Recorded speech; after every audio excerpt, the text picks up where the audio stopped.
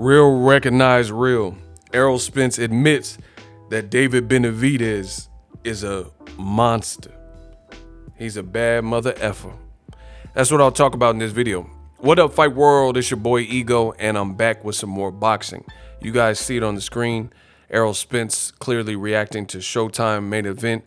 David Benavidez assassinated David Lemieux. And Errol Spence took to his verified Twitter and says, Benavidez, a bad mother ucker.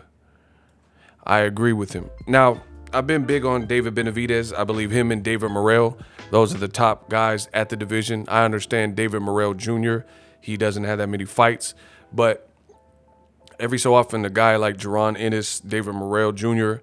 comes along, and despite not having the pedigree and the names because of politics and things like that, you still know that they're a problem and a force, and they're only going to get greater. But as far as David Benavidez, I thought he looked sensational. He was the favorite to beat David Lemieux, but we all knew that there was an element of danger based on Lemieux having cracks, and you know that's what he's known for. David Benavidez, in my opinion, hasn't always showed the tightest defense, and even if you have a good defense, the more offensive you are, the more openings there potentially are. But David Benavidez's combinations and punch variety and hand speed is creating a lot of problems and overwhelming people. So I'm not surprised that Errol Spence tweeted Benavidez is a bad MF'er, right? Because real recognizes real. Errol's a bad dude, and so is David Benavidez. And as a pugilist, he's just giving him credit. And I mean, there's no reason to hate. So shout out to Errol Spence for keeping it real. Now, the only thing that may surprise some is the fact that Errol Spence Jr., he trains with Derek James and also Jermell Charlo. And if you guys follow the boxing news, it doesn't appear that Jermell Charlo and David Benavidez are best of friends. There was actually at Errol Spence's fight versus Ugas, where Errol Spence defeated Ugas via 10th round knockout, there was an altercation between Jermell Charlo and David Benavidez. But, you know, either way, I respect it. I don't think it's a slight at Jermell Charlo or anything by just keeping it real and saying someone can fight, because their issue is their issue, you know what I'm saying? And I don't think Errol Spence is, you know, playing sides or whatever. He's just giving a guy credit. So it's not nothing big. But David Benavidez, I thought he looked sensational. David Benavidez was also in the WBC Eliminator tonight with the David Lemieux win. He becomes the mandatory for Canelo.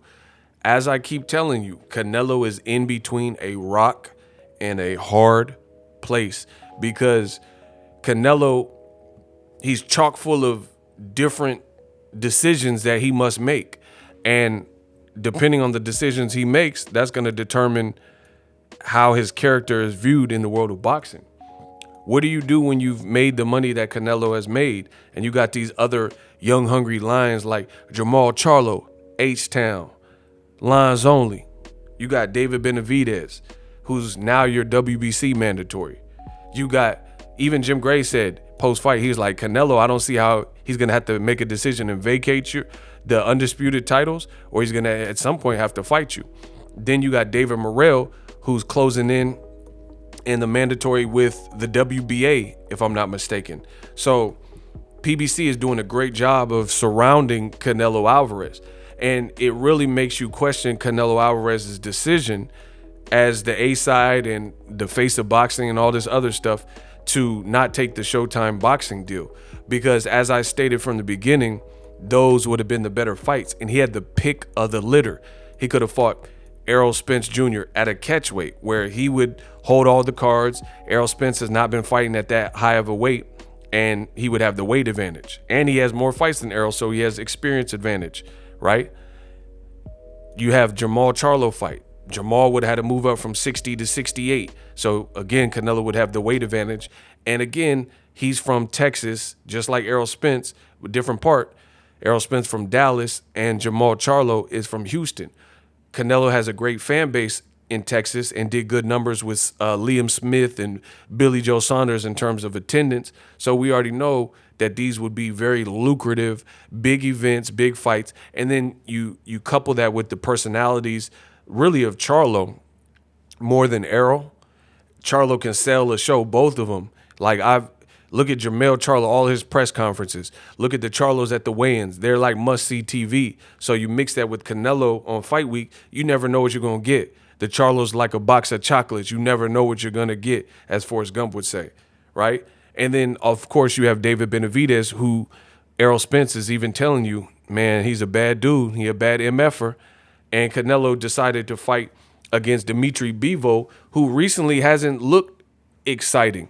Like, for example, say what you want about David Lemieux. We know he has power and he has cracks.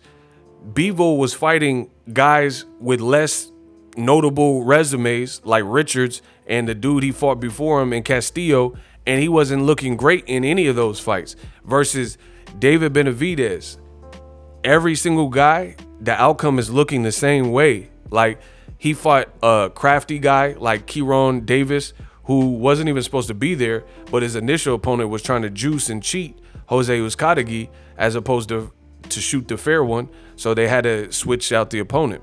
You also had a guy who had never been stopped before in Angulo, Romer Angulo, and it was the same outcome. He took punishment. You had a Canelo sparring partner, Ronald Ellis, brother of Rashidi Ellis, and it was the same outcome. He's a good fighter. He stood in there and showed heart, just like Kieron Davis, who gave Anthony Durrell a super tough fight. And these dudes can't stand in there with David Benavidez so far, right? So it's going to take a David Morrell Jr., a Charlo, or a Canelo, somebody who's known and probably at the top to really try to ruffle the feathers of David Benavidez.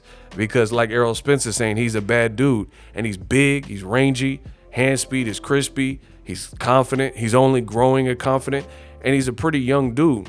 So it's actually going to get worse for guys like Canelo particularly, right? And again, Canelo chose Bivol, who he's not looking like Benavidez. I know that for a fact. I'm not talking about his last performance. Of course, he did great versus Canelo. So when it counted, he put it all together. Shout out to the man for that.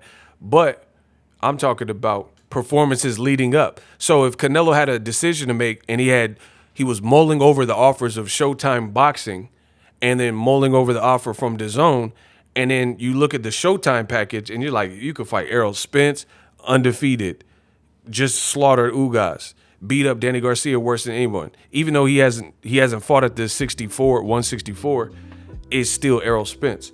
Big fight. You had Charlo, undefeated, been beating everyone, beat Derevyanchenko when Triple G, hand on guys, really should have lost to Derevyanchenko.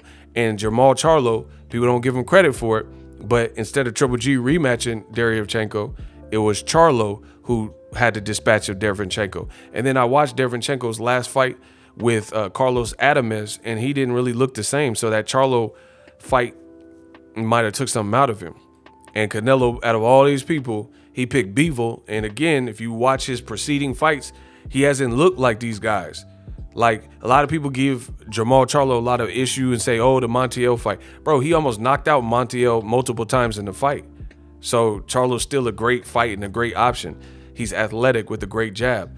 And then David Benavidez, like I keep saying, all his performances, people do what they can for as long as they can. And so far, so good. David Benavidez finds a way to shut him out. And he just destroyed David Lemieux probably faster than anybody. You know, maybe barring Marco Antonio Rubio. I don't remember what round that ended, but that was several years ago. Triple G, it took several rounds for Triple G, like round 9 or 10, to stop Lemieux. David Benavidez had his way every round with him. I think David Lemieux started off good and had a great first round until the left hook buzzed him so much. And then David Benavidez, he's like a sports car. He just go to 0 to 60, 0 to 80 really fast. And it was over from Lemieux after that. He just didn't let up, and he was scientific, picked him apart. So that's why Errol Spence is showing him this level of praise. So I got a lot more to talk about. Canelo Alvarez, it looks bogus what he did, and then he ended up losing and doing horrible numbers. You have a Spanish-speaking, English-speaking David Benavidez who's looking like a star, had a great crowd in Arizona, and Canelo picked an unknown Bivol to flop and do horrible numbers and, again, lose to. Drop your thoughts in the comment section. Subscribe if you like the video. And I'm out. The future is now. The Hibernation 5s by Kenichi Bear. hybrid gaming and lifestyle headphones. Out of the box, you can connect to any console or PC, Bluetooth ready, with a low latency USB adapter, color RGB, and extreme bass mode. The Hibernation 5s adjust to you. Whether you need a gaming, travel, gym, or lifestyle headphones, the Hibernations got you covered. The new Hibernation 5s, link in the description, customize the way you hear the world. Welcome to the nation. Are you tired of your YouTube videos not getting any views? Well, consider TubeBuddy. I've used TubeBuddy for years to scale up my YouTube channel. Now we're sitting over 200,000 subscribers. TubeBuddy is a browser extension that offers a ton of built-in productivity and time-saving services to take your channel to the next level. Use my link in the description to get started with TubeBuddy and level up your channel faster. We work it.